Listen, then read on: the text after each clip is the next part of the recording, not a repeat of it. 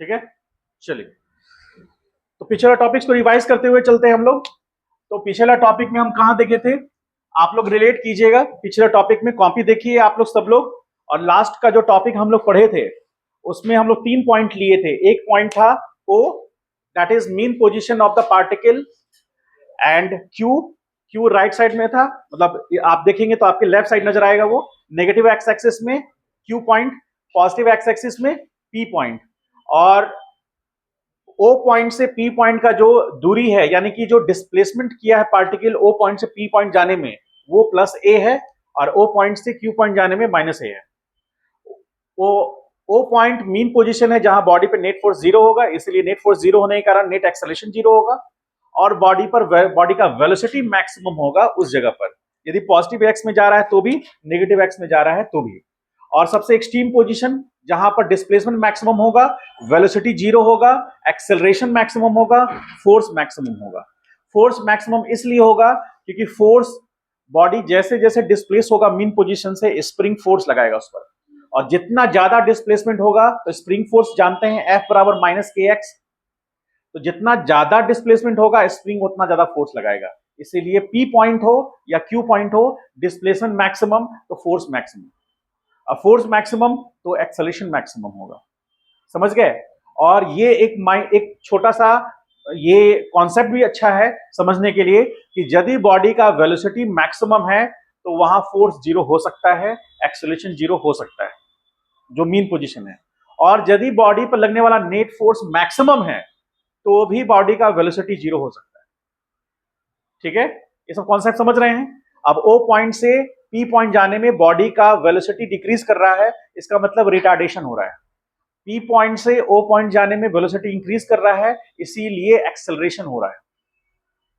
ठीक है, और पी पॉइंट से ओ पॉइंट आया, वहां पर वेलोसिटी मैक्सिमम, क्योंकि पी पॉइंट से ओ पॉइंट जाने में उसका वेलोसिटी इंक्रीज किया, इंक्रीज करता करता करता ओ पॉइंट पर मैक्सिमम हो गया। और उसके बाद जब आगे फर्दर बढ़ा तो चूंकि फोर्स लग रहा है क्यू से ओ की तरफ, बॉडी डिस्प्लेस हो रहा है ओ से क्यू की तरफ, इसलिए फिर वो कंडीशन आ गया कि वेलोसिटी के अपोजिट डायरेक्शन में एक्सेलरेशन है, फिर से ओ पॉइंट से क्यू पॉइंट जाने में बॉडी का एक्सेलरेशन इंक्रीज किया, लेकिन उसका वेलोसिटी डिक्रीज करता चला गया, और फाइनली क्यू पॉइंट पे क्या हो गया, जीरो। इसलिए ओ से पी में रिटार्डेशन होगा, पी से ओ में एक्सेलरेशन होगा, ओ से क्यू में रिटार्डेशन होगा, क्यू से ओ आने में एक्सेलरेशन होगा, एक्सेलरेट करेगा बॉडी। ये ओवरऑल इसका स्ट्रक्चर हुआ। इसी में हम लोग अब आगे बढ़ने वाले हैं, और आगे बढ़ने में हम लोग सिर्फ वही चीज को लेके आगे बढ़ेंगे ताकि हम लोग और अच्छे से समझ सके। ये मीन पोजीशन, ये मीन पोजीशन है, ये एक्सट्रीम पोजीशन है, और इस पोजीशन को हम क्या नाम दिए थे, क्यू। आप कोई भी नाम दे सकते हैं, लेकिन चूंकि हम लोगों ने एक स्टैंडर्ड नाम रख लिया है, इसी को फॉलो करके चल सकते हैं। अब ये पोजीशन को हम क्या नाम देंगे, पी। ठीक है, यहां पर ये मीन पोजीशन है, मीन पोजीशन सारे डायमेंशंस यहीं से मेजर होंगे, कल लिखवाए भी थे। अब ये पोजीशन को ओ कह रहे हैं, और यहां एफ नेट क्या हो रहा है, जीरो हो रहा है, एक्सेलरेशन नेट जीरो हो रहा है, वी यहां पर मैक्स है, और यहां पर इस केस में एक्स बराबर प्लस ए है। अब प्लस ए की कहानी थोड़ा सा शुरू करते हैं, कल हम लोग यहां पर थे। तो प्लस ए जो है ये है एम्पलीट्यूड, इसको बोलते हैं एम्पलीट्यूड। एम्पलीट्यूड मतलब maximum, maximum displacement, maximum displacement covered by the particle, particle throughout, throughout the, throughout the क्या, its throughout its motion.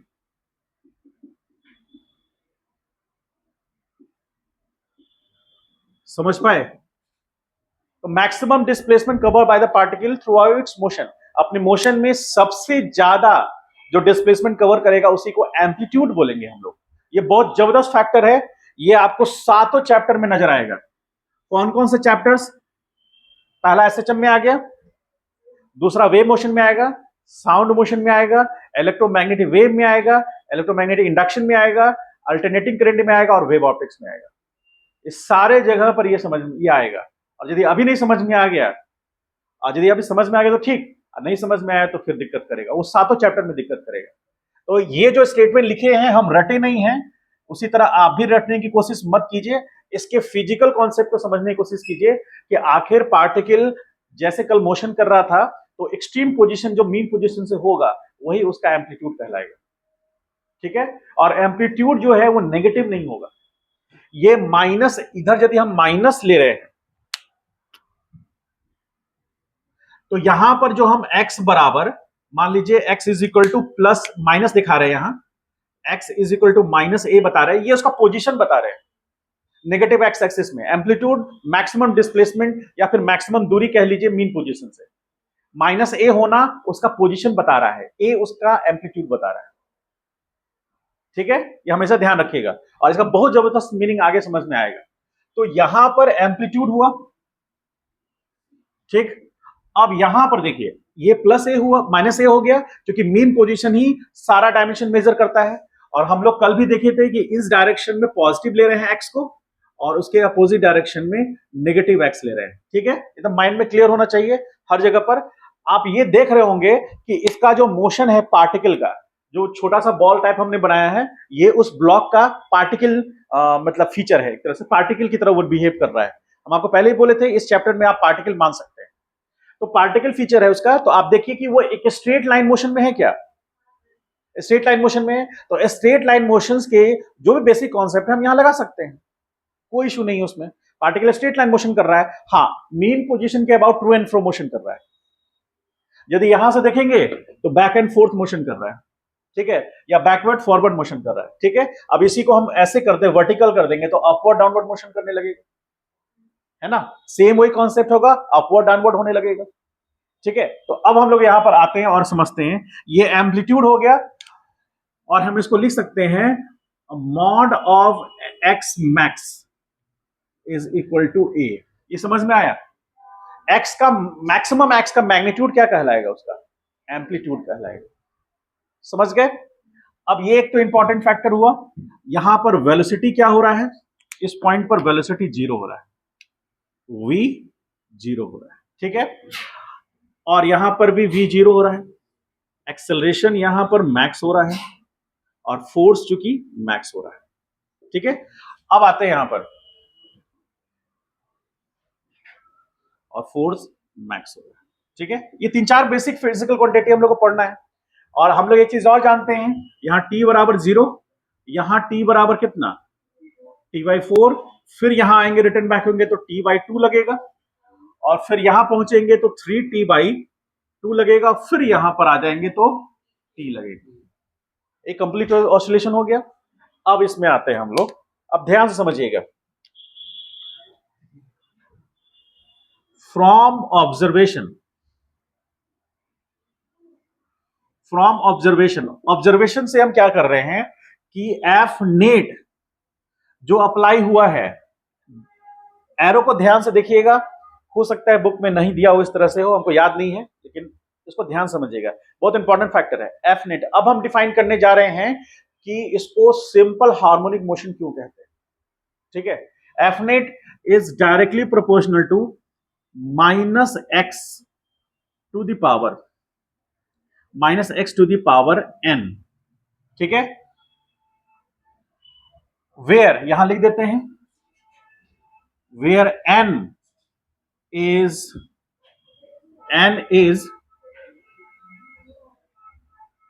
Positive odd integer, positive odd integer, समझ गए?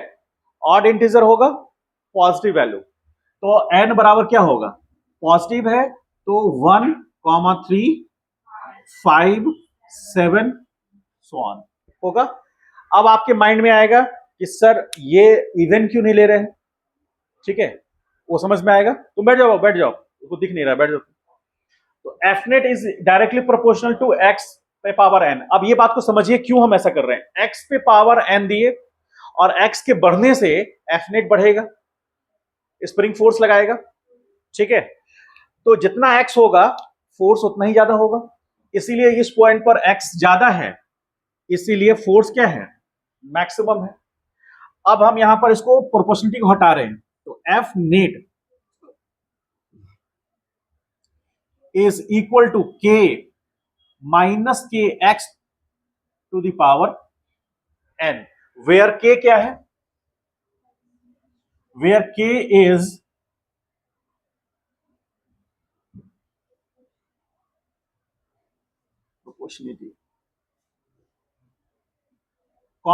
proportionality constant, and if oscillation is taking place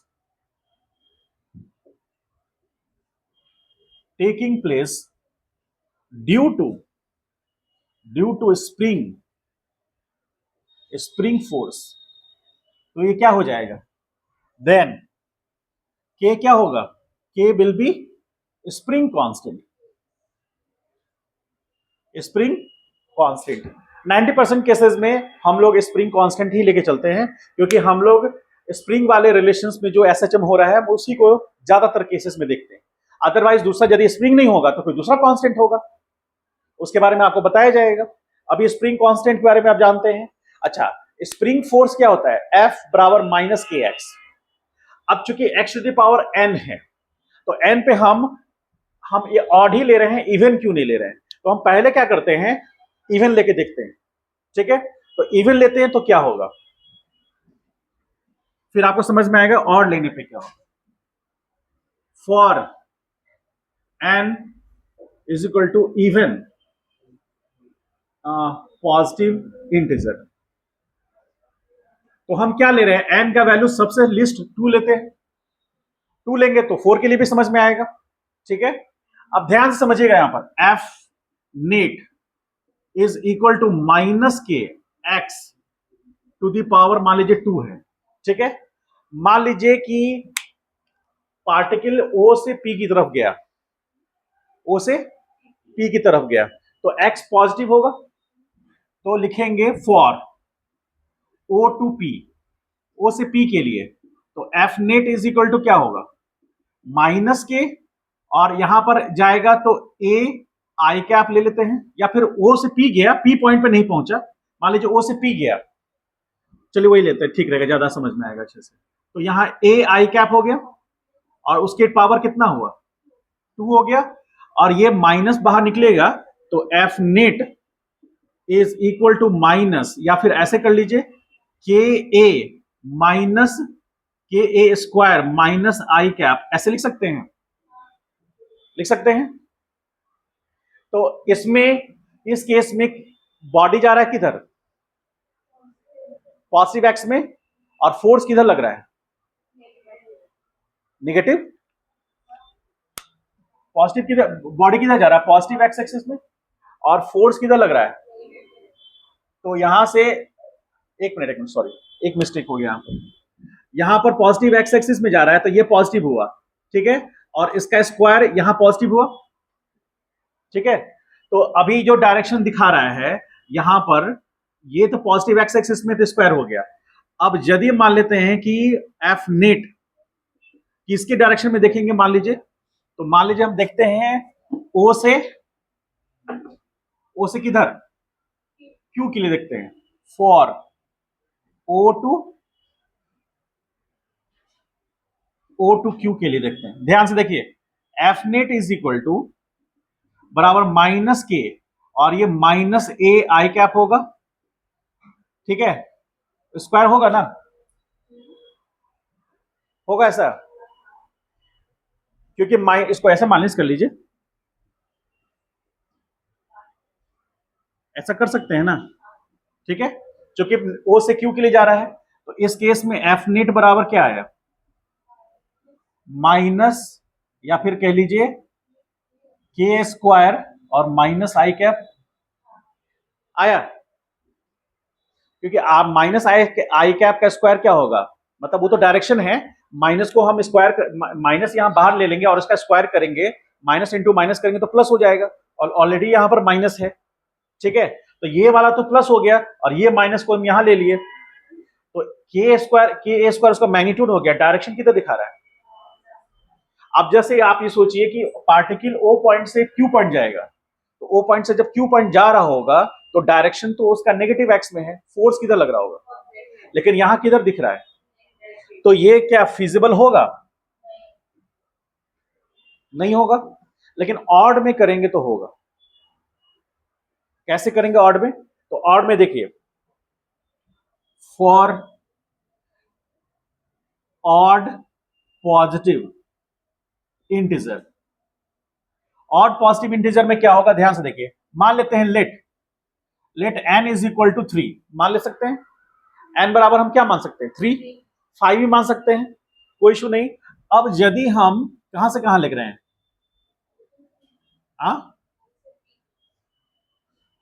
for ओ से P लेते हैं या फिर ओ से Q लेते हैं,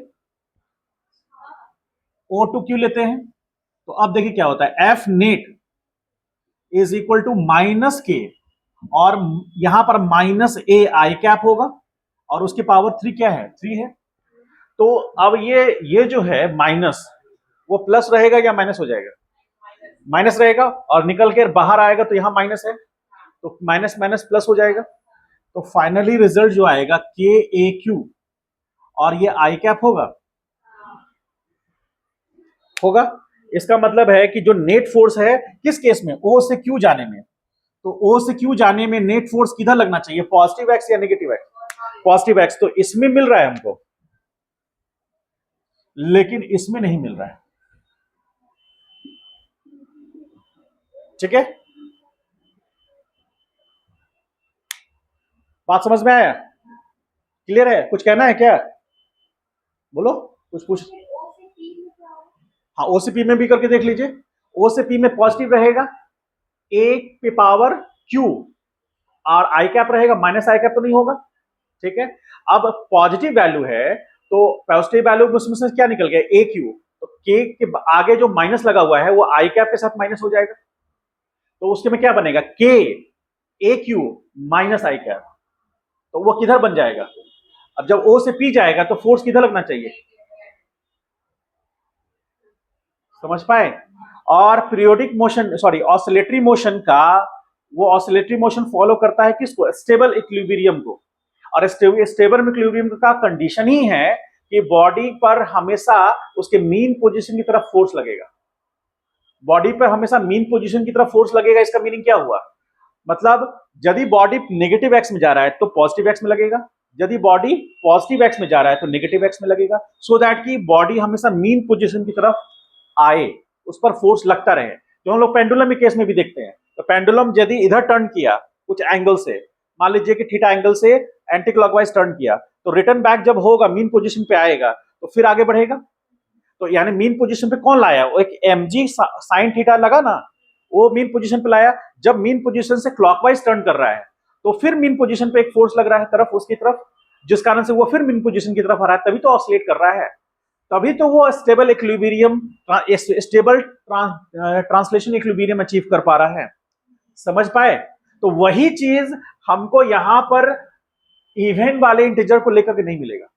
जब भी मिलेगा किसको लेकर फिर मिलेगा, ऑड इंटीजर्स को लेकर मिलेगा। तो यहां से जो कंक्लूडिंग पॉइंट है वो ये है, कंक्लूडिंग पॉइंट जो आपको समझना है कि F net will be equal to minus k x to the power n, where n is equal to 1, 3, 5, so on। कह सकते हैं ये बात इससे कंक्लूड कर कर।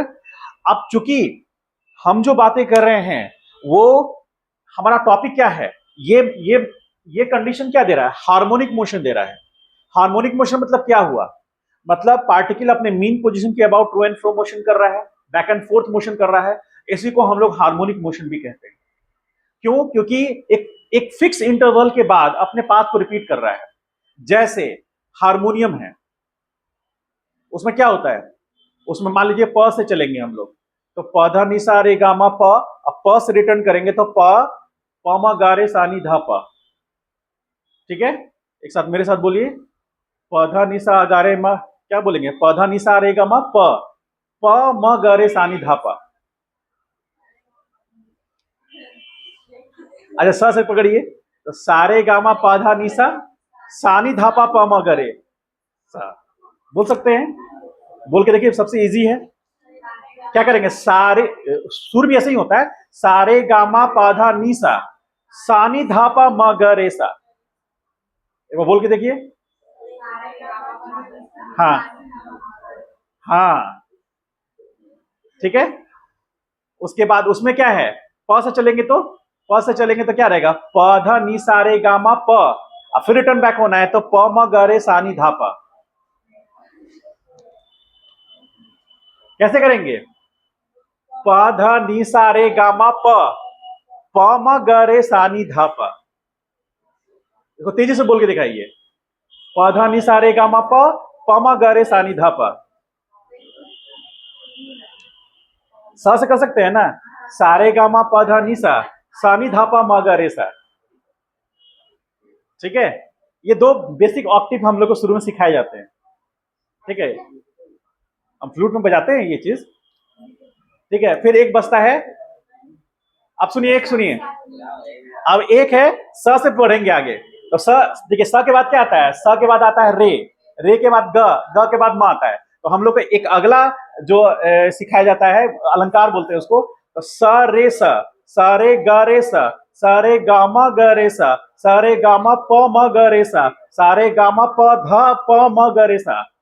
तो फिर से उसको रिटर्न बैक होना है। उसका स्ट्रक्चर एक पिरामिड की तरह बनता है, उसको पिरामिड अलंकार बोलते हैं। समझ गए? तो इस तरह से, अरे सुनो इधर, आप मुद्दे पे आइए। एक रिदम हुआ ना, एक रिदम के बाद सेम वही चीज बज रहा है। कैसे? सारे गामा प ध नि सा स नि ध प म ग रे सा। फिर से वो रिटर्न बैक हो रहा है। तो एक फिक्स इंटरवल के बाद वो अपने उसी साउंड को रिपीट कर रहा है। कर रहा है कि नहीं? तो यहां भी वही हो रहा है, इसीलिए उसको हारमोनियम बोलते हैं। ठीक है, हार्मोनिक मोशंस को प्रमोट करता है, इसीलिए उसको हारमोनियम बोलते हैं। ठीक है, और यहां पर भी हारमोनियम हो रहा है। हारमोनियम मतलब वो मत समझ लीजिएगा, हारमोनी हो रहा है मतलब फिक्स इंटरवल के बाद सेम साउंड आपको समझ में आएगा। समझ गए? तो साउंड जो आप तक पहुंच रहा है वो तो वेव के थ्रू पहुंच रहा है ना। तो वेव क्या है? फॉर्म ऑफ क्या है? सिंपल हार्मोनिक मोशन ही तो है। वहां जब हम जाएंगे तो आपको बताएंगे उस पर भी।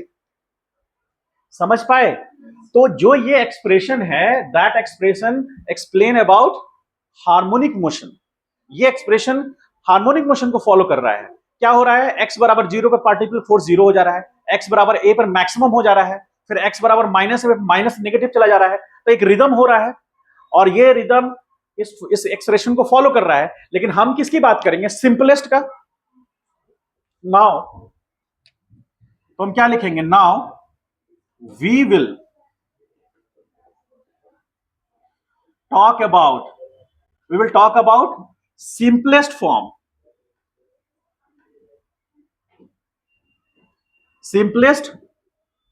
form of harmonic motion. So we will take, देखिए ध्यान से अभी 2 मिनट। we will take क्या लिखेंगे हम लोग? n is equal to 1। हम लोग क्या लेंगे? Simplest form. तो सिंपलेस्ट फॉर्म क्या है उसका? पहले तो हम ऑड ही लेंगे, तो ऑड में सबसे सिंपल वैल्यू क्या होगा? 1। इसलिए n का वैल्यू क्या लेंगे? 1। तो हमारे पास जो फाइनल एक्सप्रेशन आएगा, F net is equal to आएगा minus k x to the power 1। ये सिंपलेस्ट फॉर्म हो गया, इसीलिए इसको कहते हैं सिंपल हार्मोनिक मोशन। ठीक है, बात समझ में आया? सिंपल हार्मोनिक मोशन, कहानी समझ में आया? तो यदि एन का वैल्यू 1 पढ़ रहे हैं हम लोग, तो हम सिंपल हार्मोनिक मोशन पढ़ रहे हैं जो हमारे सिलेबस में है। एन के बारे में 3, एन के बारे में 5, वो हम लोग आगे देख सकते हैं जब आप इस पे और ज्यादा फिजिक्स में पढ़िएगा, नहीं तो इंजीनियरिंग में आएगा तो इंजीनियरिंग में पढ़िएगा। समझ गए इस बात को? और ये एक्सप्रेशन किसको रिप्रेजेंट करता है? ये हार्मोनिक मोशन को रिप्रेजेंट कर रहा है। दिस इज एक्सप्रेशन फॉर, क्या होगा? For harmonic motion. ठीक है, इसके साइड में लिख लीजिएगा, उतारिए उसको बढ़िया से। समझ में आया? समझ में आया होगा? नहीं आया होगा तो सारे गाँव पाधानी सारे गाँव करिए। हाँ,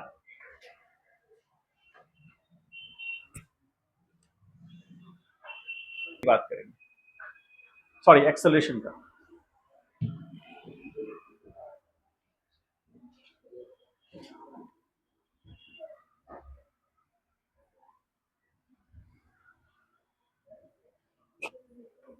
ये डायग्राम जो अभी बनाया है ना, ये वाला, ये एकदम माइंड में रखिएगा, इसका बहुत जगह यूज है।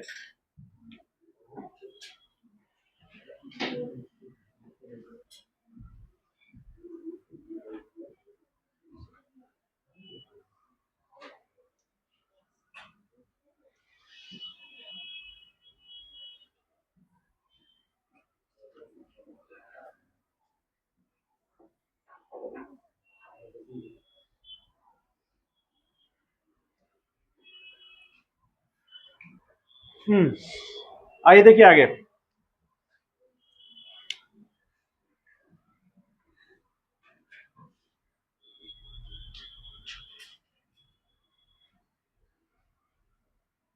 होगा, ऐसा लिख सकते हैं, ठीक है। तो इन इन मैग्नीट्यूड फॉर्म,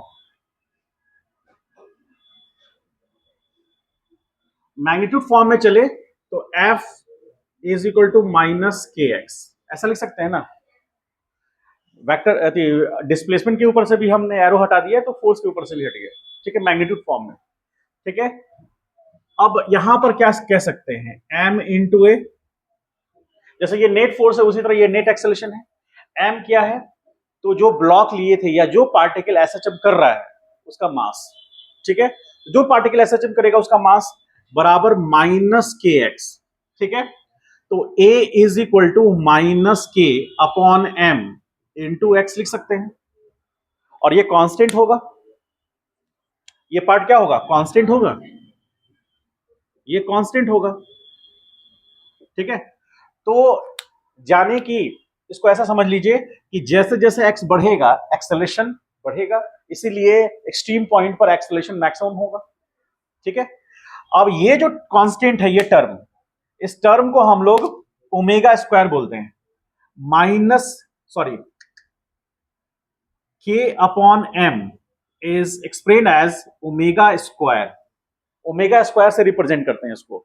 आगे क्यों करेंगे हम आगे बताएंगे आपको, फिलहाल आप समझिए k by m is equal to omega square, और ओमेगा बराबर क्या है, 2 पाई बाई टी। तो हम इसके अनुसार ऐसा लिख सकते हैं, omega is equal to root under k by m is equal to 2 pi by T, लिख सकते हैं ना। ये होगा कि नहीं होगा, हो सकता है। तो यहां से हम एक और रिलेशंस देख सकते हैं, आगे बहुत कम यूज होता है ऐसे ये, लेकिन यहां पर देख लीजिए 4 pi square by t square, this implies t square is equal to 4 pi square m by k. इसका मतलब t square is directly proportional to 1 upon k. कभी कभी क्वेश्चन पूछा तो हमेशा देख सकते हैं, और साथ ही साथ T square is directly proportional to M. इसका मतलब क्या हुआ, इसका मतलब मास ज्यादा होने पर टाइम पीरियड बढ़ेगा या घटेगा, क्यों बढ़ेगा, मतलब वो जो डायग्राम है उस डायग्राम को फिर से रिलेट कीजिए, ध्यान करिए। O point mean position, P point right extreme position, और Q point left extreme position. यदि पार्टिकल का मास बढ़ता है तो पहले पार्टिकल पर नेट फोर्स जीरो था, ओ पॉइंट पर मास यदि ज्यादा है तो इनर्शिया ज्यादा होगा। तो ओ पॉइंट से पी पॉइंट आने में चूंकि उसके मास, वहां पर वेलोसिटी जीरो है, वेलोसिटी मैक्सिमम है, अब उसका वेलोसिटी घट रहा है, घटते घटते ओ पी पॉइंट पर क्या हो गया, जीरो। अब यहां से फिर उसका वेलोसिटी को बढ़ाना है, तो यदि मास ज्यादा है तो रुकना मुश्किल, और यदि रुक गया तो चलना मुश्किल। तो जब मुश्किलें आएंगी तो समय बढ़ेगा, ठीक है। मान लीजिए आप क्रिकेट क्रिकेट देखे हैं, उसमें बैट्समैन शॉट मारा, तो बैट्समैन शॉट मारा तो मान लीजिए कि जहां बैटिंग कर रहा था वो पॉइंट क्यू है, मतलब वो पॉइंट ओ है, मान लीजिए जहां बैटिंग कर रहा था वो पॉइंट ओ है, और जो नॉन स्टैटिक एंड था वो पॉइंट पी है। तो वहां से स्पीड बढ़ाया वो, और रोकना है ना स्पीड को, फिर स्पीड को कहां रोकना है, पी पर, यानी नॉन स्टैक इन पर रुकना है उसको, अब फिर वहां से रिटर्न बैक होना है। तो मान लीजिए एक कम वजन का बच्चा है, मान लीजिए वो 40 केजी का एक वजन का प्लेयर है वो, और एक 80 केजी वजन का प्लेयर है, दोनों का वहां पर जाकर रुक करके इस क्रीज को टच करके रिटर्न बैक होना, दोनों के टाइम में अंतर आएगा। जिसका मास ज्यादा है उसको ज्यादा समय लगेगा, समझ गए। इसलिए प्लेयर क्या करते हैं, अपने फिटनेस को मेंटेन रखने, बॉडी को मेंटेन रखने के लिए, फिटनेस मेंटेन रखने के लिए वजन कम रखते हैं। वो चीज यहां पर भी आपको दिखेगा। तो टाइम पीरियड बढ़ेगा कब, जब बॉडी का स्पीड कम हो जाएगा, मतलब तेजी से स्पीड घटना और तेजी से स्पीड का बढ़ना यदि ऐसा हो रहा है तो टाइम पीरियड कम लगेगा। और यदि तेजी से स्पीड कम नहीं हो पा रहा है या तेजी से स्पीड बढ़ नहीं पा रहा है तो टाइम पीरियड ज्यादा लगेगा। इसलिए समझ पाए इस बात को। अब यहां पर हम आते हैं, तो ये टर्म हमको मिल गया, तो हम यहां पर क्या लिख सकते हैं, देखिए ध्यान से। तो हम लिख सकते हैं a is equal to minus omega square into X, बोलिए हाँ, लिख सकते हैं ऐसा, ठीक। तो अब a की जगह पर this implies dv upon dt, या फिर इसको ऐसे भी कर सकते हैं,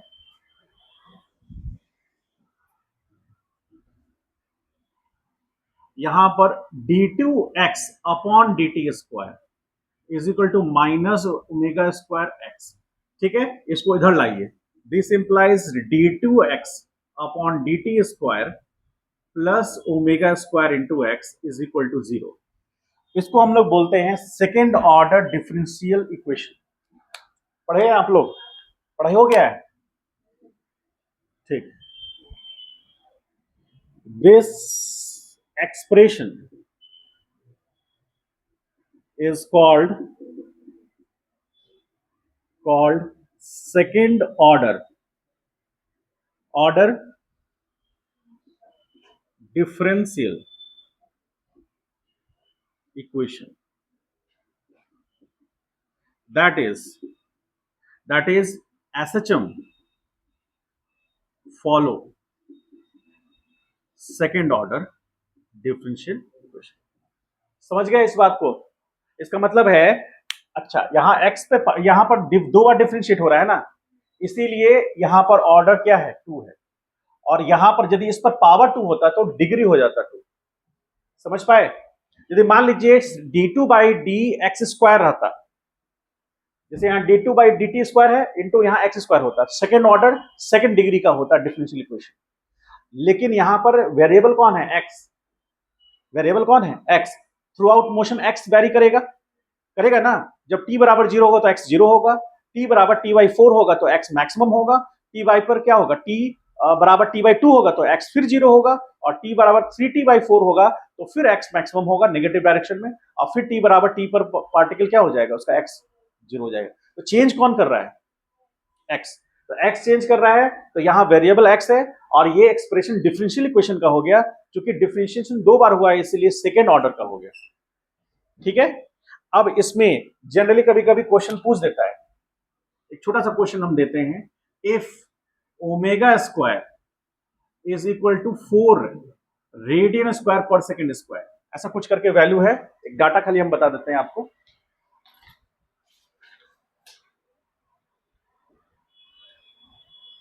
हाँ, आपसे क्वेश्चन पूछ रहा है, क्वेश्चन इस तरह से नहीं पूछ रहा है, ये उल्टा पूछ दिया, क्वेश्चन इस तरह से पूछ रहा है।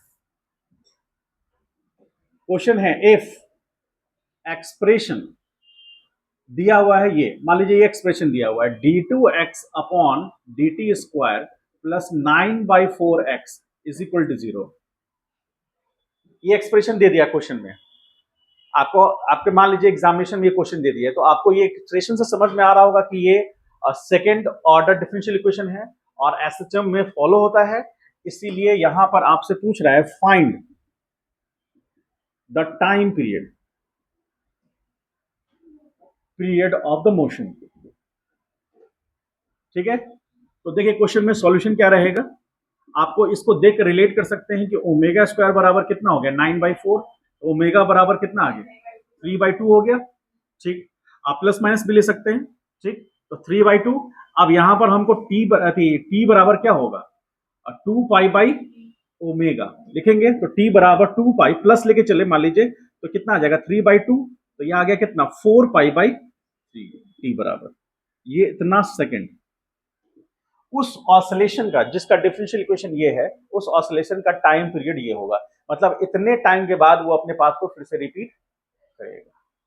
समझ पाए?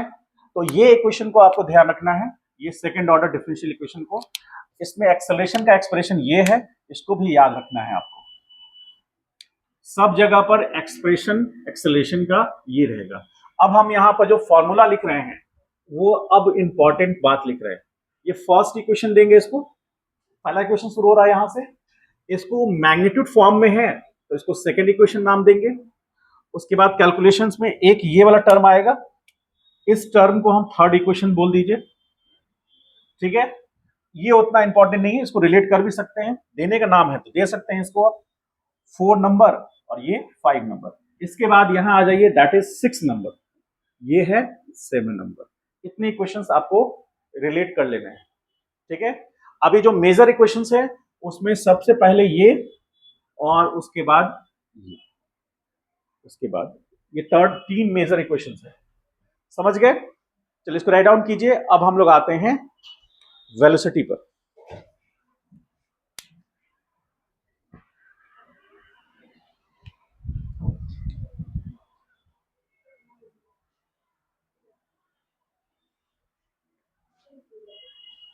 आप लोग इसको और डिटेल में पढ़ेंगे, जो मैथ वाले होंगे वो डिफरेंशियल इक्वेशन आएगा जब इंटीग्रल कैलकुलस कंप्लीट हो जाएगा, डिफरेंशियल कैलकुलस खत्म हो जाएगा तो फिर आएगा डिफरेंशियल इक्वेशन।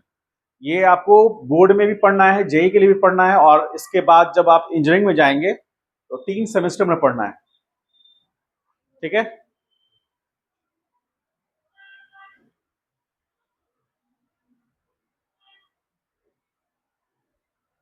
रुक जाइए, इसको हटाएंगे नहीं, इसको हटाना नहीं, बस इसी में ऐड कर देना है। बस 2 मिनट देखिए ध्यान से।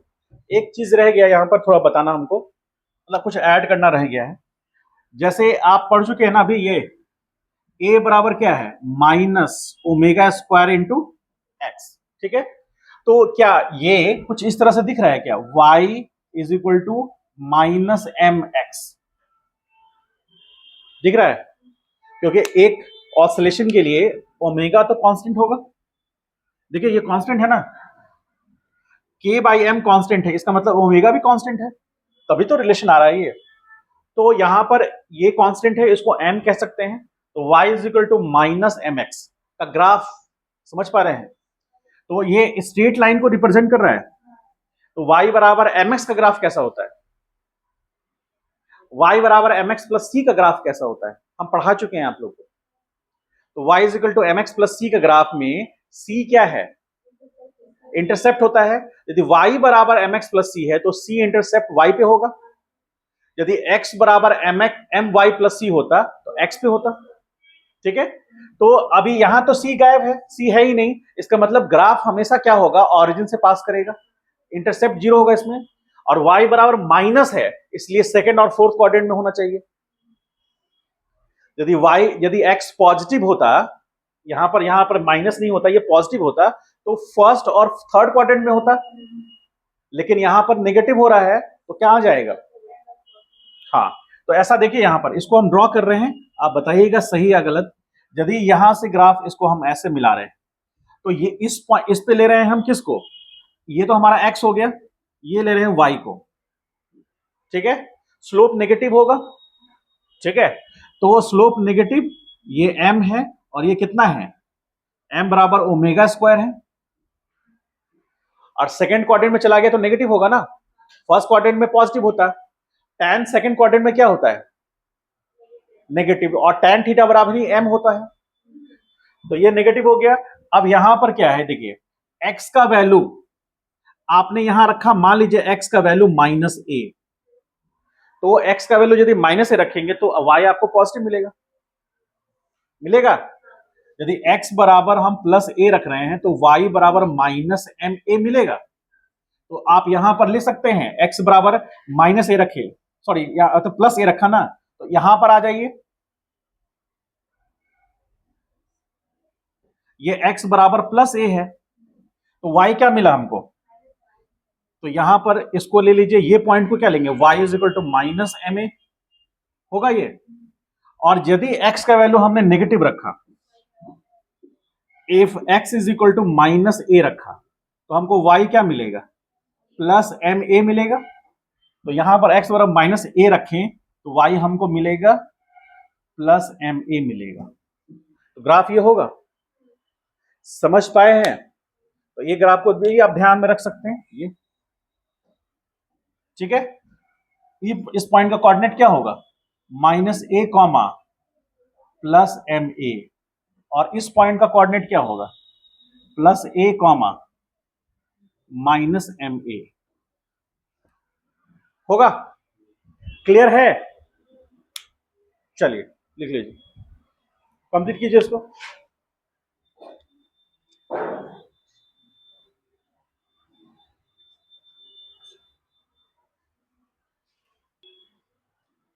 चलिए एक्सेलरेशन पूरा कंप्लीट हो गया। अब हम बात करेंगे वेलोसिटी पर, और वेलोसिटी पे भी गहन अध्ययन करेंगे हम लोग। अच्छा, इसकी खासियत देखिए क्या है, इसकी खासियत देखिए, 2 मिनट सुनिए। यदि x 0 तो एक्सेलरेशन, और x एक्सेलरेशन मैक्सिमम कितना होगा, माइनस ओमेगा स्क्वायर इंटू ए होगा ना। तो x का मैक्सिमम होना, यदि मान लीजिए सपोज करें कि प्लस ए पे गया है, मान लो सपोज कीजिए कि प्लस ए पे गया, मतलब p पॉइंट पे गया, तो p पॉइंट पे गया तो माइनस ओमेगा स्क्वायर इंटू ए होगा। इसका मतलब एक्सेलरेशन का मैग्नीट्यूड होगा ओमेगा स्क्वायर इंटू ए, और डायरेक्शन किधर होगा,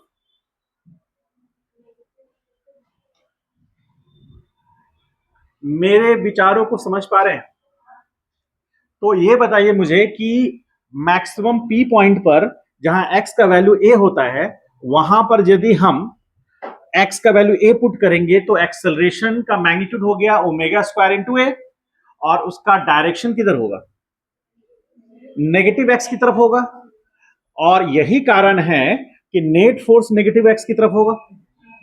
तो बॉडी की टेंडेंसी होगी, यानी बॉडी पे जो फोर्स लग रहा है वो फोर्स चाहेगा कि बॉडी फिर से ओरिजिन की तरफ जाए, होगा। और यदि आप x का वैल्यू माइनस ए पुट कर दें तो आप किस पॉइंट पे होंगे, Q पे होंगे। Very good. तो आप यदि x का वैल्यू माइनस ए पुट कर देंगे तो आप Q पॉइंट पे होंगे। उस समय एक्सेलरेशन कितना होगा, ओमेगा स्क्वायर इंटू माइनस ए। तो माइनस ए माइनस, और माइनस जो ओमेगा स्क्वायर के आगे लगा हुआ है वो 1 हो गया, ठीक। तो जो आपका एक्सेलरेशन आएगा ए बराबर आएगा ओमेगा स्क्वायर इंटू ए, और पॉजिटिव आएगा। इसका मतलब है कि उस समय एक्सेलरेशन टुवर्ड्स फिर से ओ की तरफ लग रहा होगा, और वो फोर्स का भी डायरेक्शन वही होगा, क्योंकि एफ नेट बराबर होता है एम ए। तो इसका मतलब है कि फिर क्यू पॉइंट पर बॉडी पर ऑरिजिन की तरफ फोर्स लग रहा होगा। समझ गए? इससे आप ये पता कर सकते हैं कि एक्सप्रेशन सही है, ठीक। अब आइए, अब हम बात करते हैं वेलोसिटी का। बहुत इजी है, one of the easiest task है। आपको पता है एक्सेलरेशन से वेलोसिटी निकालना बहुत इजी है।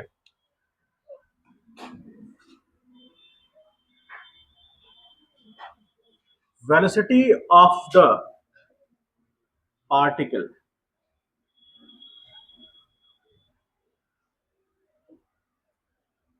ऑसिलेशन। इससे पहले जो एक्सेलरेशन का एक्सप्रेशन आया है ना, उसका हेडिंग दे दीजिएगा एक्सेलरेशन ऑफ द पार्टिकल, बस। कहीं भी ऊपर में हेडिंग दे दीजिएगा, जब एफ नेट के बाद हम जो लिखे हैं वहां पर कहीं छोटा सा हेडिंग दे दीजिएगा, ताकि आपको पता चले। कोई ऐसा फिक्स हेडिंग नहीं है उसका, ठीक है। अब आइए velocity of the particle oscillation में हम देख रहे हैं। तो आप यहां पर देखिए, a is equal to minus omega square into X, है ना। सब लोग आप देखिए यहां पर ध्यान से। तो a is equal to minus omega square into X, जहां a क्या है, एक्सेलरेशन है उस पार्टिकल का, जिसको नेट एक्सेलरेशन भी बोल सकते हैं हम। ओमेगा उसका एंगुलर स्पीड है या एंगुलर फ्रीक्वेंसी है, और x उस पार्टिकल का पोजीशन है, कहां से, मीन पोजीशन से। मीन पोजीशन से सारे डायमेंशंस मेजर होते हैं, तो x उसका पोजीशन हो गया। तो a को हम लिखना चाहेंगे v dv अपॉन dx, ऐसा लिख सकते हैं, ठीक है। हम पहले बोले हैं काइनेमेटिक्स के सारे क्वेश्चंस फॉलो हो सकते हैं।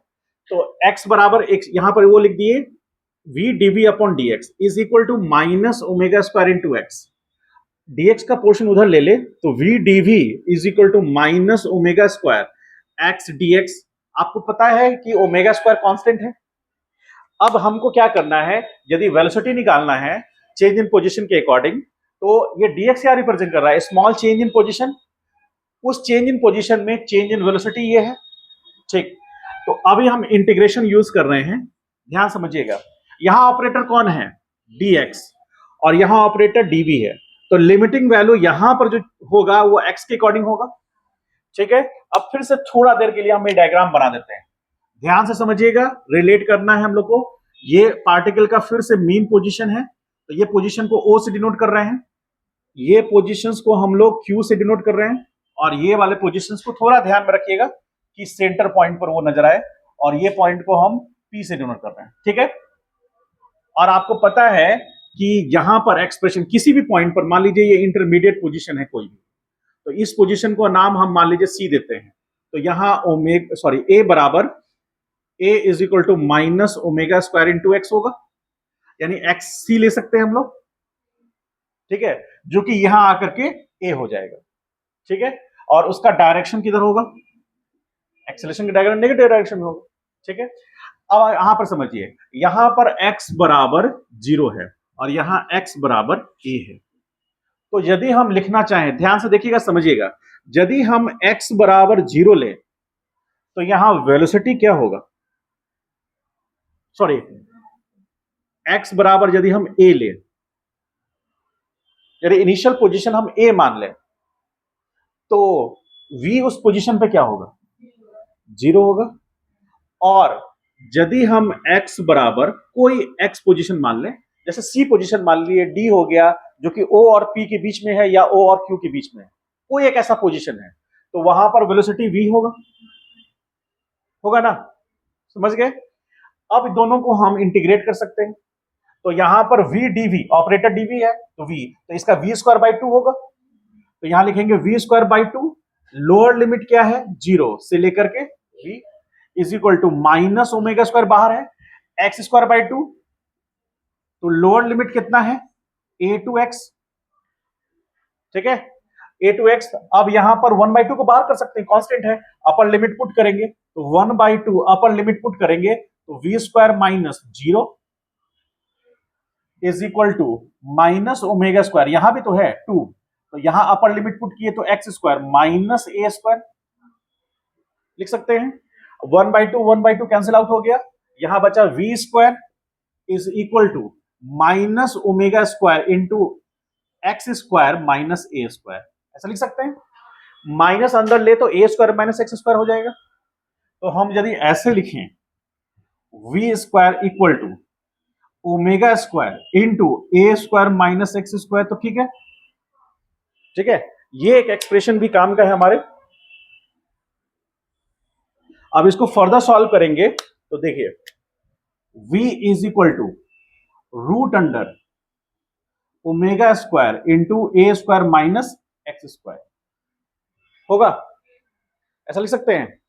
तो अब यहां पर हम क्या करेंगे कि v इज इक्वल टू, इसको ओमेगा स्क्वायर को बाहर करेंगे, plus minus omega root under ए स्क्वायर माइनस एक्स स्क्वायर, ऐसे लिख सकते हैं। ये एक्सप्रेशन हमारा वेलोसिटी का एक फाइनल एक्सप्रेशन हुआ।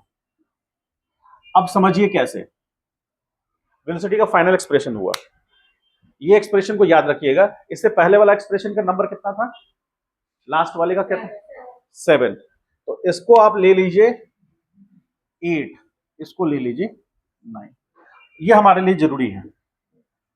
देखिए ध्यान से, यदि ध्यान सुनिएगा अभी सब लोग, अभी लिखना एकदम नहीं है, ध्यान समझिए। मान लीजिए कि पार्टिकल किस पोजीशन पर है, ओ पोजीशन पे हम मान लेते हैं, ठीक है। उससे पहले हम लोग मान लेते हैं कि पार्टिकल फाइनल पोजीशन पे है, यानी पी पर। तो मान लेते हैं कि एट पोजीशन पी पे हम देख रहे हैं, तो यहां वीपी लिखेंगे। तो वीपी बराबर plus minus omega root under ए स्क्वायर माइनस ए स्क्वायर, तो ये क्या हुआ? जीरो। तो वीपी एट जीरो बराबर क्या हो गया? जीरो। अब थोड़ा देर के लिए मान लेते हैं कि एट पोजीशन, किस पोजीशन पे बात करें? ओ पर, ठीक। एट पोजीशन ओ, तो वी ओ बराबर plus minus omega root under ए स्क्वायर माइनस जीरो स्क्वायर। तो यहां पर वी एट ओ बराबर क्या आ गया? Plus minus omega square into a, आया ना? प्लस, सॉरी, ओमेगा ए आया। तो ये जो एक्सप्रेशन आया, अरे क्या बात हो रहा है तुम लोग का? ये जो एक्सप्रेशन आया, इसमें दो एक्सप्रेशन हैं। तो एक है वी नॉट बराबर प्लस ओमेगा ए, और एक वी नॉट बराबर है माइनस ओमेगा ए, ठीक है। तो ये है इस डायरेक्शन में, ये वी नॉट है कितना? इस डायरेक्शन में, और वो कितना होगा? ओमेगा ए, और एक जो इधर होगा माइनस ओमेगा। तो इस पोजीशन पे दो वेलोसिटी होंगे, तो एक हो गया प्लस और एक हो गया माइनस। फिर से यदि क्यू पॉइंट पे चेक करेंगे तो हम तो क्या लिखेंगे? एट पोजीशन किस पर? क्यू पर चेक करेंगे तो वी क्यू बराबर क्या होगा? तो यहां पर भी वेलोसिटी फिर से क्या हो गया? जीरो। और यहां वेलोसिटी एट पी बराबर जीरो। तो आप समझ पाए कुछ? तो इसका यदि थोड़ा सा हम इसमें फिलअप करें तो आप बताइएगा कि सही फिलअप किया हुआ है कि नहीं।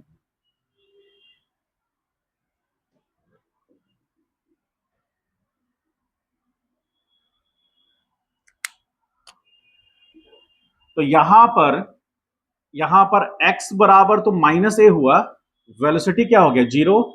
एक्सेलरेशन कितना हुआ यहां? Minus, sorry, acceleration omega square a हुआ, होगा। यहां acceleration zero, velocity at O तो प्लस माइनस ओमेगा ए हुआ। x क्या है यहां पर? जीरो। अब इस पॉइंट पे देखेंगे एक्सेलरेशन माइनस ओमेगा स्क्वायर ए हो गया, और यहां पर वेलोसिटी जीरो, x जीरो। समझ पाए? तो तीन चीज निकल गया, पोजीशन, एक्सेलरेशन, वेलोसिटी निकल गया, ये समझ पाए? अब यदि हम बात करेंगे पोजीशन निकालने का, तो पोजीशन जो है यहाँ x बराबर a है, तो एक पोजीशन का एक्सप्रेशन निकालेंगे, या जिसको हम लोग बोलेंगे डिस्प्लेसमेंट इक्वेशन। ये क्या है? वेलोसिटी इक्वेशन है। अब हम लोग निकालेंगे डिस्प्लेसमेंट इक्वेशन। समझ पाए इस बात को? इसको राइट डाउन कर लीजिए। कहीं डाउट हो मन में तो बोलिए। कोई डाउट भी है? अच्छा, एक चीज मुझे ये बताइए, एक सेकंड होल्ड कीजिए, एक सेकंड। जैसे a बराबर यहां पर ओमेगा स्क्वायर एक्सी है ना, अब मान लेते हैं कि एक्सी जो है वो a/2 है, तो इस पॉइंट पर पार्टिकल का दो वेलोसिटी आएगा। तो इस डायरेक्शन में क्या वेलोसिटी होगा बता सकते हैं? vc क्या होगा? ये plus a square by four, तो इधर आएगा फोर, तो माइनस वन, यानी थ्री ए स्क्वायर बाई, तो root under three by two a, तो यहां लिख सकते हैं omega root under three A by, और उतना ही जब रिटर्न बैक होगा, तो रिटर्न बैक होते समय वीसी क्या होगा?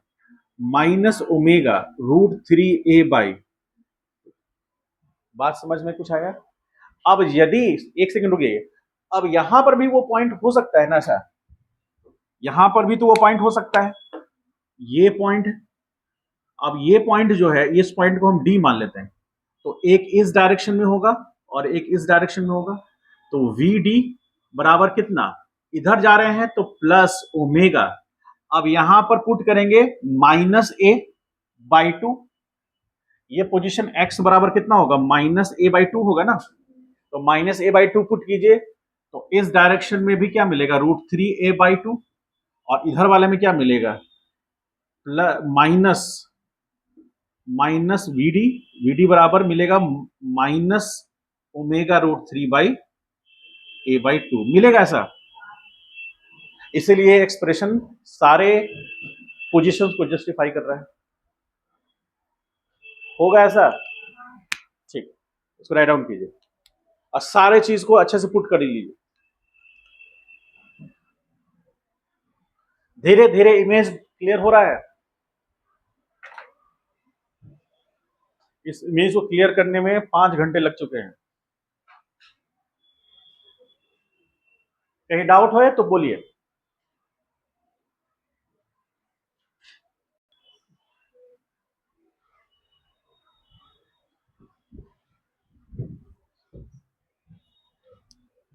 मान लीजिए सपोज करें, क्या है ये, v square equal to omega square A square minus x square है ना।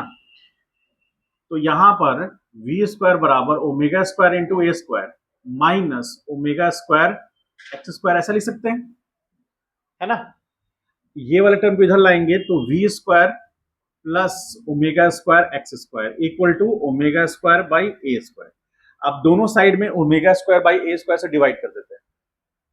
तो यहां पर इस टाइप में यहां पर हो गया ओमेगा स्क्वायर ए स्क्वायर डिवीजन में omega square by A square. ठीक है, कैंसिल आउट हुआ और यहां आ जाएगा V square by omega square into A square और यहां प्लस आएगा X square by A square.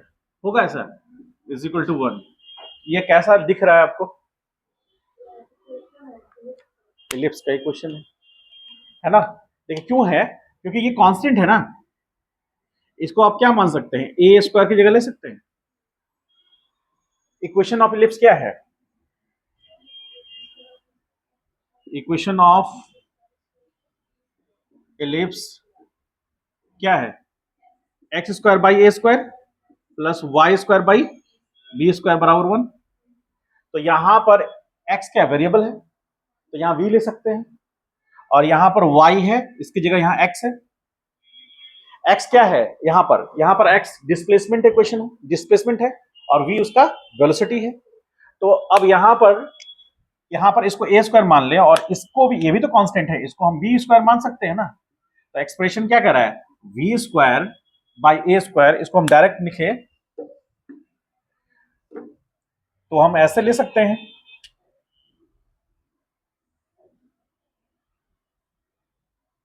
Ellipse का एक इक्वेशंस के अकॉर्डिंग हम इलिप्स का शेप बना सकते हैं।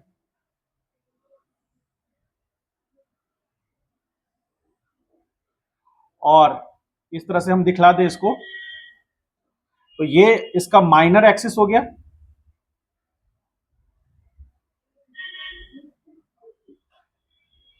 और ये मेजर एक्सिस हो गया। तो ये कोऑर्डिनेट क्या हो जाएगा, माइनस ए है ना, तो ओमेगा स्क्वायर इंटू ए स्क्वायर कॉमा 0। और ये जो पॉइंट होगा, ये पॉइंट कौन सा होगा बोलिए, प्लस ओमेगा स्क्वायर ए स्क्वायर कॉमा 0। ये पॉइंट क्या आ जाएगा, ये 0 कॉमा क्या होगा ए स्क्वायर और ये होगा 0 कॉमा माइनस ए स्क्वायर। समझ गए। और ये जो एक्सप्रेशन होगा वो क्या होगा, V square by omega square A square plus X square by A square equal to 1। उसका इक्वेशन है ये। होगा, इक्वेशन ऑफ इलिप्स होगा। इसका मतलब है कि ये जो वेलोसिटी और पोजीशंस का मतलब डिस्प्लेसमेंट का रिलेशन आएगा वो एक तरह से इलिप्स का ग्राफ बन देगा। समझ गए। क्यों देता है ऐसा, समझिए ध्यान से। पार्टिकल का पोजीशन चेंज करता है तो वेलोसिटी चेंज करता है। पहले वेलोसिटी 0 था, ठीक है, जब पी पॉइंट पे था, बढ़ा। समझिए कि वेलोसिटी, जैसे यहां पर हम क्या दिखाएंगे, मतलब इसका जो ग्राफ है इसमें क्या हो रहा है, ये यहां स्कोर घटता घटता 0 हुआ, फिर रिटर्न बैक हुआ, मैक्सिमम हुआ, फिर घटता 0 हुआ, फिर रिटर्न बैक हुआ, मैक्सिमम हुआ। हुआ कि नहीं हुआ। तो ये जो यहां पर क्या हो रहा है, यहां पर पार्टिकल मान लीजिए थोड़ी देर के लिए स्पीड ही मान लीजिए, तो स्पीड मैक्सिमम है मीन पोजीशन पे, घटते घटते घटते घटते पी पॉइंट पे क्या हो गया, 0 हो गया। अब फिर वहां से बढ़ना शुरू हुआ नेगेटिव में, फिर वो बढ़ के मैक्सिमम हुआ, अब फिर घटते घटते फिर क्या हो गया। ऐसा होता है, इसीलिए बनते हैं। ठीक है, जस्ट राइट डाउन कीजिए इसको। अब हम लोग आगे बढ़ते हैं। ये कोऑर्डिनेट a कॉमा 0 होगा ना, वो वाला कोऑर्डिनेट जो है a कॉमा 0 होगा। a क्या है यहां पर, ओमेगा स्क्वायर इंटू ए स्क्वायर। और ये वाला कोऑर्डिनेट क्या बनेगा, माइनस ए कॉमा 0। ऊपर वाला क्या बनेगा, 0 कॉमा बी, नीचे वाला 0 कॉमा माइनस बी। तो उसके अकॉर्डिंग वहां पुट कर दिए हैं वैल्यू। ठीक है, चलिए आगे बढ़े। तुम दुखी क्यों हो? हाँ, तुमसे तो मैंने कुछ पूछा भी नहीं आज।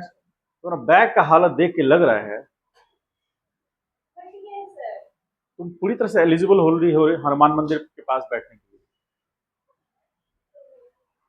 You have all basic criteria which is going to be fulfilled.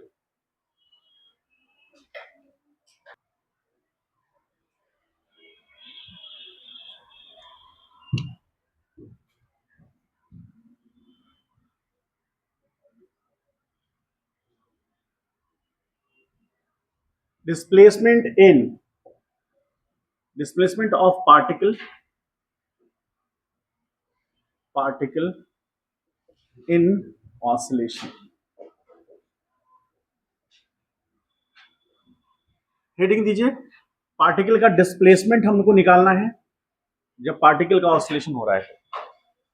ठीक है, फिर से सिंपल तरीका है, हेडिंग दे दीजिए, तुरंत आगे बढ़ते हैं हम लोग। हेडिंग दे दीजिए।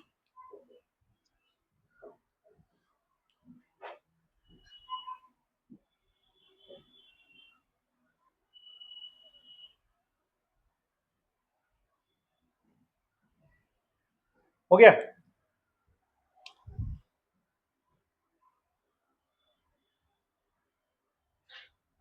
देखिए, हमारे पास जो एक्सप्रेशन आया है v is equal to plus omega, या फिर प्लस लेके चलते हैं हम लोग, माइनस नहीं लेते हैं।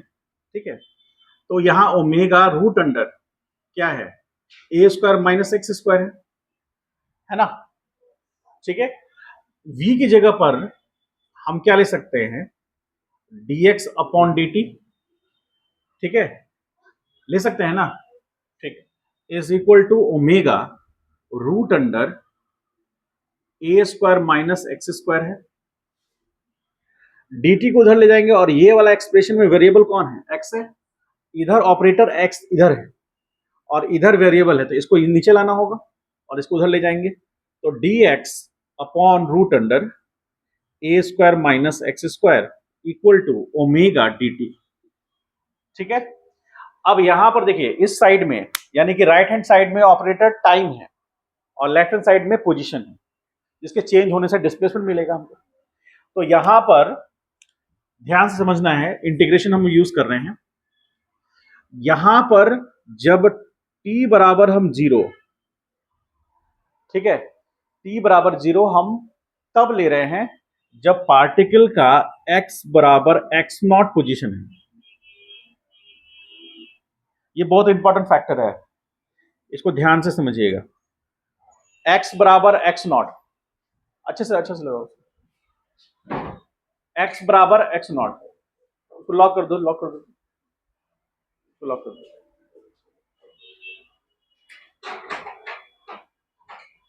ठीक है, समझिए, x बराबर x0 वो पोजीशन है जो O पॉइंट से P पॉइंट या O पॉइंट से Q पॉइंट के बीच में है। ठीक है, यदि हमने x बराबर, यदि x0 का वैल्यू हमने a रख दिया तो हम पहुंच जाएंगे P पॉइंट पर, और यदि x0 का वैल्यू माइनस a रख दिया तो हम पहुंच जाएंगे Q पर, और यदि x0 का वैल्यू हमने 0 रख दिया तो हम पहुंच जाएंगे O पर। ठीक है, तो कोई एक इंटरमीडिएट पोजीशन है वो। ठीक है, तो यहां पर t बराबर 0 उस जगह पर है। अब क्या करना है, हमको t टाइम पे देखना है। तो t टाइम पर उसका पोजीशन x है, मान लीजिए। ये जनरलाइज एक्सप्रेशन है। तो मान लीजिए, सपोज करें, एक छोटा सा एग्जांपल देके बताते हैं। छोटा सा एग्जांपल यहां पर ड्रॉ करके बताएंगे तो ज्यादा बेहतर समझ में आएगा आपको। ये उसका मीन पोजीशन है, ओ पोजीशन, और यहां पर ये पोजीशन को क्यू बोल रहे हैं हम लोग, है ना, ये क्यू पोजीशन है, और यहां पर ये पोजीशन को पी बोल रहे हैं। ठीक है, क्लियर है। तो पी पोजीशन बोल रहे हैं, डिस्टेंस लगभग ठीक है या अलग अलग है, ठीक है। अब आप समझिए कि मान लीजिए कि यहां से पार्टिकल ये x बराबर x0 पर ये पोजीशन पे है, ठीक है ना, ये पोजीशन, और इस पोजीशन का नाम हम मान लीजिए दे देते हैं m पोजीशन, ठीक है। तो ये तो p नहीं है, यानी इस कंडीशन में x0 is less than a है ना, इस कंडीशन में हम ऐसा लिख सकते हैं। तो अब यहां पर इस पोजीशन पे हम क्या कहेंगे कि पार्टिकल का t बराबर 0, यानी ऑब्जर्व करना हमने स्टार्ट कहां से किया, यहां से, मतलब समय बीता, पार्टिकल अपना मोशन कर रहा है, तो हम यदि ऑब्जर्व नहीं कर रहे हैं तो हम t बराबर 0 काउंट नहीं करेंगे, हम t लेंगे ही नहीं। ऑब्जर्वर डिसाइड करेगा कि t बराबर 0 कहां लेंगे। पहले वाले, इसके पहले वाले जो कल के क्लास में था, लास्ट वाला क्लास में हमने डिस्कस किया था कि जब हम ब्लॉक को रिलीज करेंगे, एक्सटर्नल सोर्स रिलीज करेगा, तो ब्लॉक फिर से रिटर्न बैक होकर ओ पॉइंट पे जाएगा, आगे बढ़ जाएगा क्यू से, फिर रिटर्न बैक आएगा ओ पर, तब हम टी बराबर 0 काउंट करेंगे, तब से हम ऑसिलेशन काउंट करेंगे, तब हम उसका टाइम पीरियड काउंट करेंगे। यहां पर हम पार्टिकल यहां पर है, उससे हमको कोई दिक्कत नहीं है, हम उस समय काउंट नहीं करेंगे। टी बराबर 0 हम जब तब काउंट करेंगे जब वो कुछ वहां से आगे बढ़ चुका होगा, और ये पोजीशन x0 जो है वो हमको पता होगा, या हमको कुछ ना कुछ हिंट मिलेगा उसका कि सर a/2 पर है वो, या a/√3 पर है, या a/2 a/6 पर है, ऐसा करके कुछ रहेगा, ठीक है, मतलब a से छोटा रहेगा, ठीक है। a से बड़ा वैल्यू तो हो नहीं सकता, कभी भी x का बड़ा वैल्यू a से ज्यादा नहीं हो सकता। यदि आपको 2x/1 नजर आ रहा है x बराबर, तो कहीं बहुत बड़ी मिस्टेक हुई, ठीक है।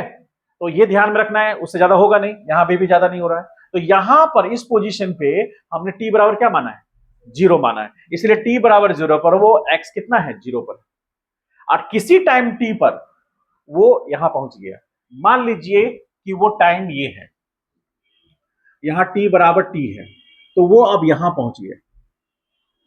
तो यहां जब पहुंच गया तो उसका x कुछ निकलेगा, हो सकता है वो x कितना हो जाएगा, हाँ एक्स ए हो जाएगा वहां पर, वो बात की बात है, वो हम देखेंगे। या फिर आप इसको ऐसे मान लीजिए कि यहां पर पहुंचा पार्टिकल, पार्टिकल यहां पहुंचा,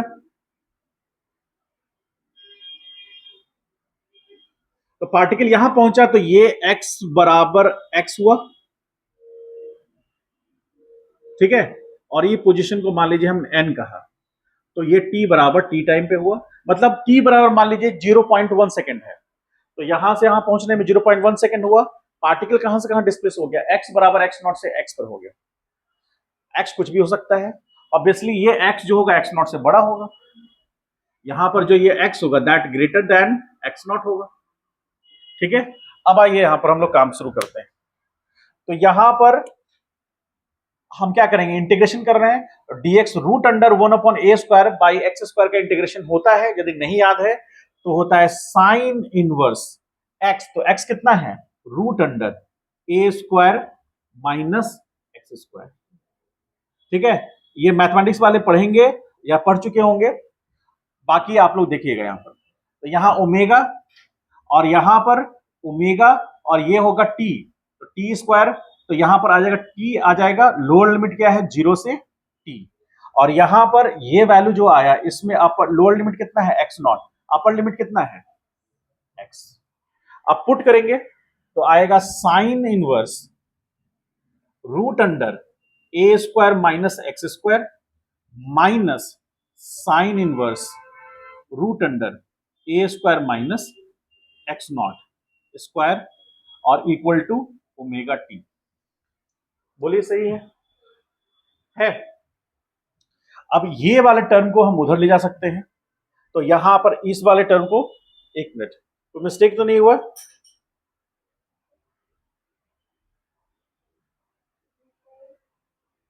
ठीक है,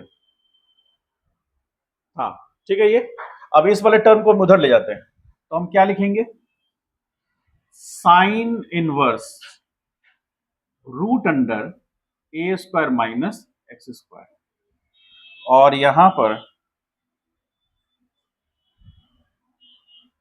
एक्स स्क्वायर होता है कि या एक्स भूल रहे थोड़ा, हाँ एक्स बाई ए होता है, सॉरी गलत लिख दिया, ये होता है, मेरे ध्यान से भी हट गया। क्या हुआ बोलो। देखिए ये एक्सप्रेशन है sine inverse, sorry integration x root under ए स्क्वायर माइनस एक्स स्क्वायर होता है, तो इसका dx, इसका इंटीग्रेशन करेंगे तो sine inverse x by a होगा, ये होता है एक्सप्रेशन। समझे? ये आपको मैथमेटिक्स में पढ़ना है, पढ़े हैं आप लोग कि नहीं? 11th में पढ़ना था ये, इंटीग्रेशन नहीं पढ़े ना अभी, इंटीग्रेशन तो अभी पढ़ना होगा। तो इंटीग्रेशन में ध्यान दीजिए, यहां पर इंटीग्रेशन ऑफ dx किसका कर रहे हैं, एक्स ए स्क्वायर माइनस एक्स स्क्वायर कर रहे हैं, तो इसका इंटीग्रेशन जो रिजल्ट निकल के आएगा साइन इनवर्स एक्स बाई ए आएगा। ठीक है, साइन इनवर्स एक्स बाई ए, ये पूरा का पूरा आपको ड्राइव करके बताया जाएगा। ठीक है, ये एक्सप्रेशन को आप ध्यान में रखिएगा, यहां प्रूफ करने के लिए एक्सप्रेशन का इतना पार्ट जरूरी है। ठीक है, तो यहां पर देखिए, यहां पर x, यहां पर क्या है, a है, ये कैपिटल ए है, और यहां x तो है ही, यहां भी x है, तो यहां पुट करेंगे साइन इनवर्स x, यानी कि x बाई ए पुट करेंगे, lower limit upper limit put कर देंगे, तो यहां पर अब एक जो एक्सप्रेशन आएगा वो क्या आएगा, sine inverse x by A minus sine inverse x not by A is equal to कितना, ओमेगा टी होगा। ये वाला एक्सप्रेशन को हम यहां लेते हैं, तो क्या लिखेंगे, यहां x बाई ए, और ये इधर जाएगा तो क्या होगा, omega T plus sine inverse x not by a. ठीक है, अब एक चीज समझिए, यहां पर ये वाला जो एक्सप्रेशन है, ये पूरे के पूरे एक्सप्रेशन को हम लोग फाइनॉट मानते हैं। फाइनॉट क्यों मानेंगे, क्योंकि ये जो एक्सप्रेशन है, ये एक्सप्रेशन है क्या, लेंथ है, वेलोसिटी है, पोजीशन है, एंगल है, फोर्स है, पोजीशन नहीं, एंगल है, क्योंकि ये बराबर मान लीजिए कि कुछ है, तो वो मान लीजिए अल्फा है, तो साइन अल्फा बराबर एक्स नॉट बाई ए हो जाएगा ना, है ना, ये क्या है, एंगल, और उसको हम किससे डिनोट कर रहे हैं, फाइ नॉट से। इस एंगल का क्या रोल है आगे समझ में आएगा। ये फाइ नॉट हुआ, इसको पूरे को क्या मान लिया हमने, फाइ नॉट। तो फाइ नॉट का आप आगे मीनिंग समझाएंगे आपको, ऐसा समझिए कि sine inverse X by A is equal to omega T plus phi not. ठीक है, अब यहां से ये साइन हटेगा तो क्या होगा, एक्स बाई ए बराबर sine omega T plus phi nought, और यहां से ए इधर जाएगा तो x बराबर a sine omega T plus phi nought. ये एक्सप्रेशन जो है, this is displacement equation, equation of SH. ठीक है, ये डिस्प्लेसमेंट इक्वेशन। अब ये डिस्प्लेसमेंट इक्वेशन जो है, x बराबर a sine omega T plus phi nought, phi nought बराबर क्या है, sine inverse x nought by a है। अब इसमें 2 मिनट हम समझ लीजिए, एक चीज बताते हैं आपको। मान लीजिए कि जो sine inverse x nought by a है, ये किसके बराबर है, फाइ नॉट, तो x nought by A is equal to क्या है, साइन फाइ नॉट। ठीक है, मान लीजिए थोड़ा देर के लिए, late x naught is equal to 0, that is initially particle is at origin मतलब जहां से सारा डायमेंशंस मेजर होता है, तो हम क्या मान लिए कि पार्टिकल कहां पर है, ऑरिजिन पर है, तो x नॉट क्या हो गया, 0 हो गया। जैसे यहां पर इनिशियली t बराबर 0 पर x नॉट यहां है, हमने मान लिया कि t बराबर 0 पर पार्टिकल यहां है, तो x नॉट 0 हो गया, दैट इज x नॉट 0, तो यहां आएगा साइन फाइ नॉट बराबर 0, तो फाइ नॉट बराबर क्या होगा, ठीक है, तो फाई नॉट क्या हो जाएगा, 0। लेकिन ये फाई नॉट एग्जिस्टेंस में कब आएगा, मतलब फाई नॉट कब काउंट होगा, ये एक्सप्रेशन में फाई नॉट तब काउंट होगा जब पार्टिकल t बराबर 0 पर अपने ओरिजिन पे नहीं होगा। ठीक है, पार्टिकल t बराबर 0 पे अपने ओरिजिन पे नहीं होगा। हम ऐसा भी तो कर सकते हैं कि यहां से ही चलना स्टार्ट करे पार्टिकल। हम ये मान लेते हैं कि पार्टिकल यहीं से चलना स्टार्ट किया, यहां से चलना स्टार्ट किया तो t बराबर 0 पार्टिकल यहां था, इसका मतलब x नॉट कितना था वहां, a, तो x नॉट की जगह पर हम a पुट करेंगे। ठीक है, अब इस एक्सप्रेशन में x नॉट की जगह पर a पुट करेंगे तो a बाई ए 1, तो साइन पाई बाय 2 बराबर 1 होता है, तो साइन पाई बाय 2 बराबर साइन फाई, तो फाई नॉट का वैल्यू कितना होगा, पाई बाय 2 होगा। इसका मतलब है कि ये वो एंगल है जहां पार्टिकल इनिशियली चलना स्टार्ट किया है, और वो एंगल कितना है, 90 है। 90 है, मतलब छोटा सा एक अंडरस्टैंडिंग के लिए हम आपको बता देते हैं, आप उस बात को समझिएगा। ठीक है, आपको वो क्लियर समझ में आएगा, फिर हम क्लास एंड करेंगे।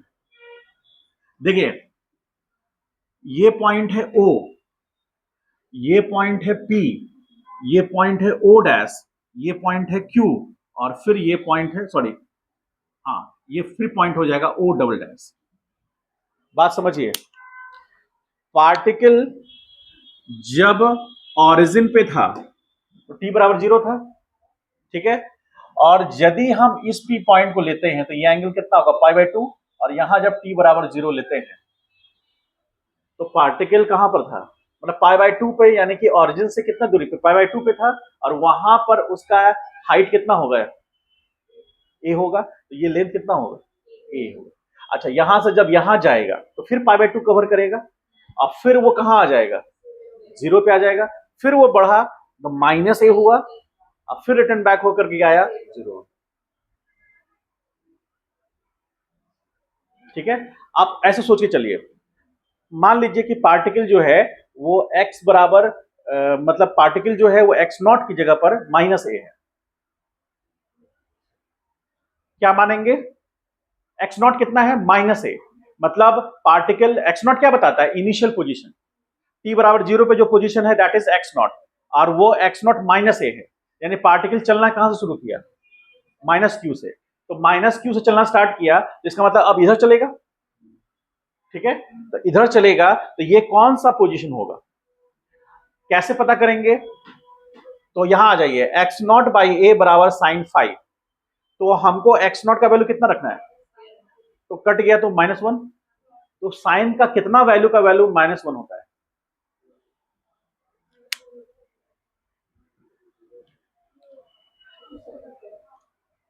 270, चलिए 90, 90, तो पार्टिकल यहां होगा, क्यू पॉइंट पे है, समझ पाए कुछ, बता लीजिए।